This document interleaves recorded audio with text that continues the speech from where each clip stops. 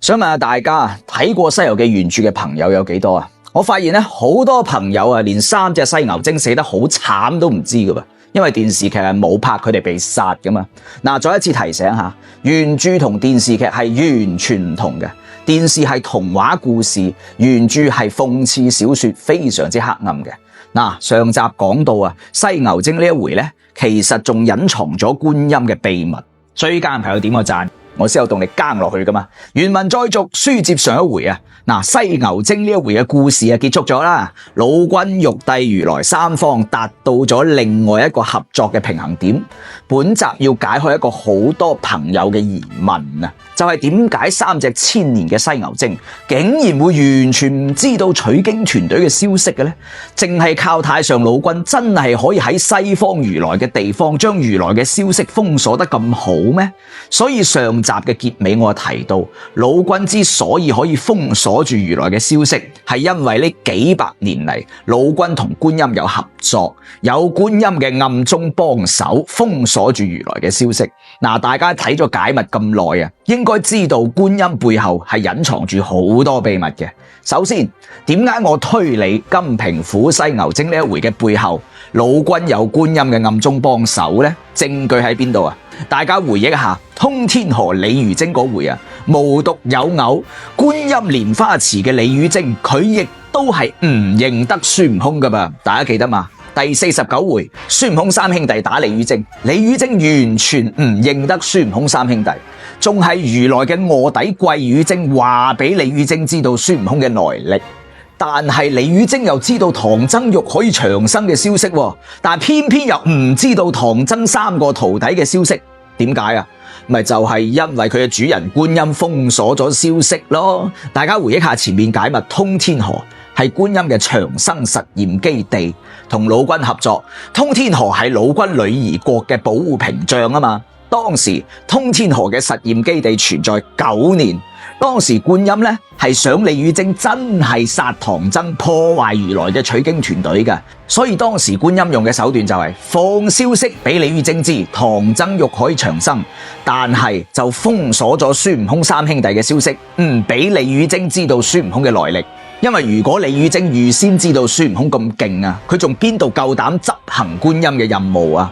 嗱，我哋類比金平府三隻犀牛精，又係完全唔知道取經團隊嘅消息嘅，咁咪就係觀音慣用嘅手段咯，幫太上老君封鎖如來取經團隊嘅消息。嗱，證據就係金平府慈雲寺。嗱，慈雲喺白老鼠精嗰回咧係有提到慈航共發雲，觀音就係上古道家出身嘅慈航真人。呢間寺廟嘅名就暗示咗慈雲寺曾經係觀音嘅寺廟。嗱，有一個證據啊，慈雲寺嘅和尚非常之清楚知道天竺國嘅都城離金平府係2000里，但係西去到靈山，佢哋就未行過，唔知道有幾多路程。點解慈雲寺嘅和尚從來未去過靈山呢？因為觀音背後控制住慈雲寺，禁止呢度嘅和尚接近靈山，所以嗰班和尚咪行都未行過咯。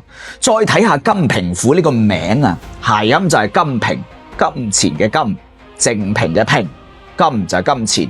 平咧就暗示咗嗰啲香油嘅油缸啊嘛，呢個地方名嘅諧音啊，就已經暗示咗老君同觀音合作啦。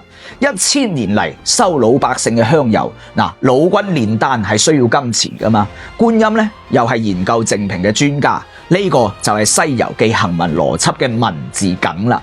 我哋再進一步聯繫前邊解密講過，1000年前，真菩提祖師被太上老君率領眾神殺死，太上老君化護為佛，派咗青牛精嘅後代三隻犀牛精嚟到金平府假扮佛像收香油，叫佛家孭咗1000年嘅鑊。大家思考下，三隻犀牛精假扮嘅3個佛像係邊3個佛像呢？我哋可以大膽推理，就係1000年前老君化護為佛之後，佛家嘅3個代表人物。東方佛家嘅觀音，西方佛家嘅如來，仲有太上老君所指派嘅佛祖，即係東來佛祖彌勒佛。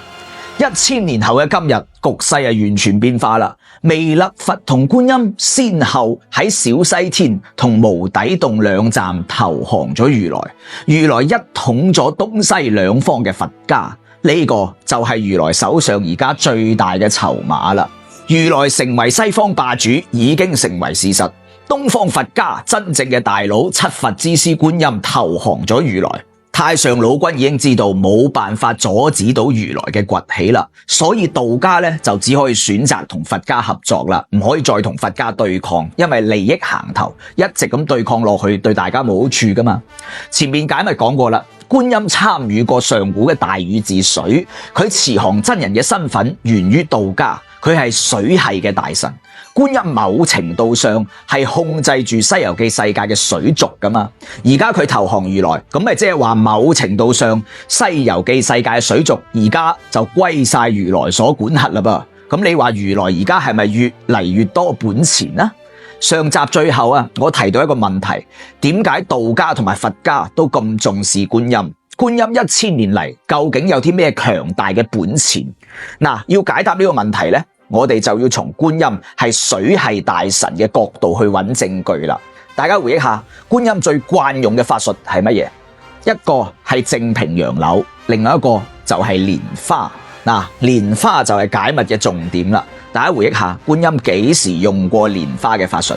第8回，觀音奉旨上長安，木叉同豬八戒交戰，觀音喺半空中拋下蓮花，隔開咗佢哋兩個嘅兵器。再回憶第19回，觀音假扮烏巢禪師教唐僧觀音心經，嗰陣時佢仲取笑孫悟空，惹到孫悟空大怒，用鐵棒向上懟烏巢禪師個竇口，只見蓮花生萬朵，長霧護千層，又係觀音用蓮花法術嘅地方。再嚟睇最明顯嘅一個情節，第49回嘅通天河，李宇貞介紹自己嘅武器，仲有觀音介紹李宇貞嘅武器係用觀音蓮花池入邊嘅荷花製造而成嘅。觀音係水系大神，用荷花製造兵器嘅技術非常之成熟。嗱，我哋再大膽推理，西遊記世界只有觀音落迦山蓮花池入邊嘅荷花先至可以製造到神兵利器。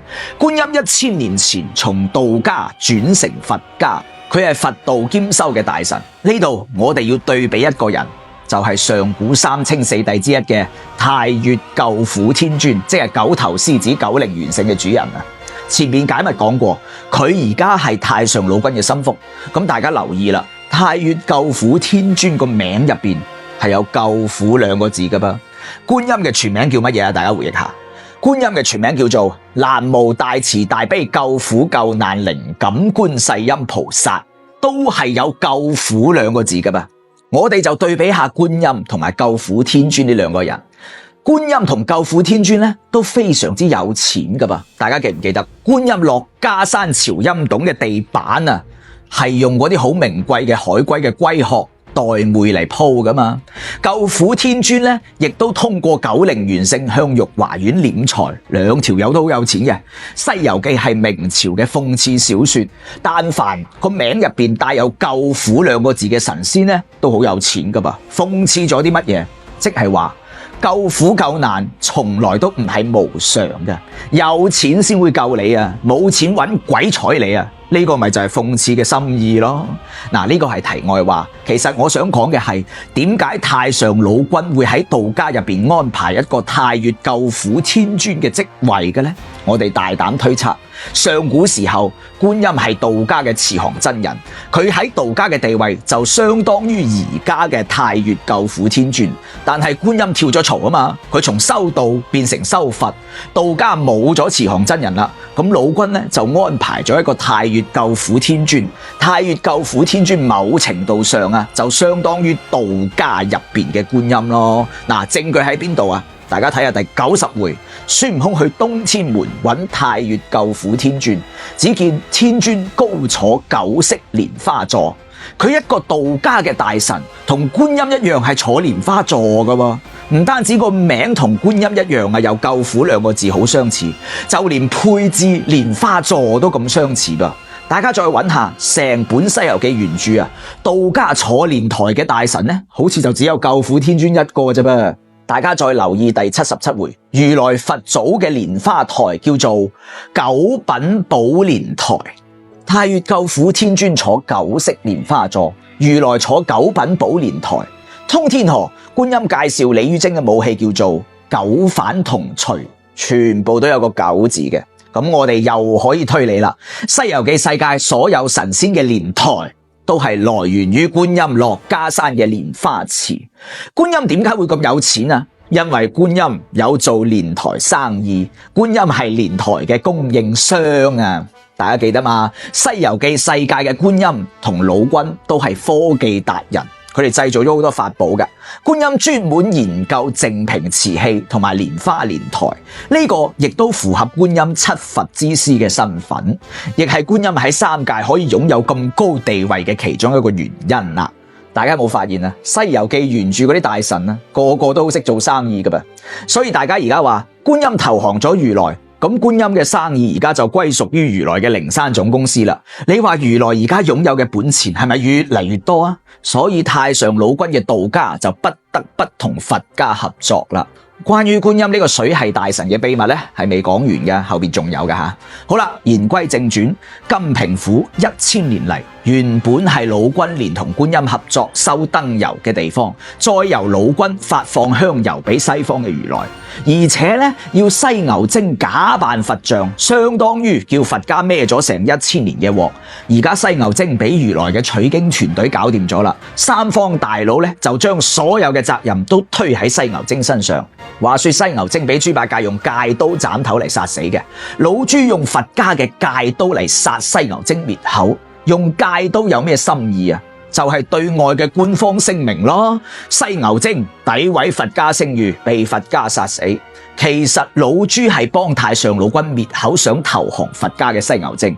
孫悟空本來係唔想殺犀牛精嘅，要求活捉，但係孫悟空根本就保唔住犀牛精。豬八戒呢招就好高明啦，用戒刀殺犀牛精，明面上咧就幫佛家澄清咗1000年收燈油呢件事係妖怪做嘅，但係暗中咧其實係幫道家滅口。大家再留意一個細節，孫悟空自己攞咗一隻犀牛角，話去靈山要獻俾如來。但係事實上，最後孫悟空係冇俾到如來噶噃，佢自己獨吞咗。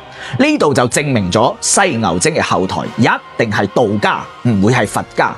因為如果係佛家嘅妖怪，孫悟空絕對唔夠膽私藏公家財物㗎。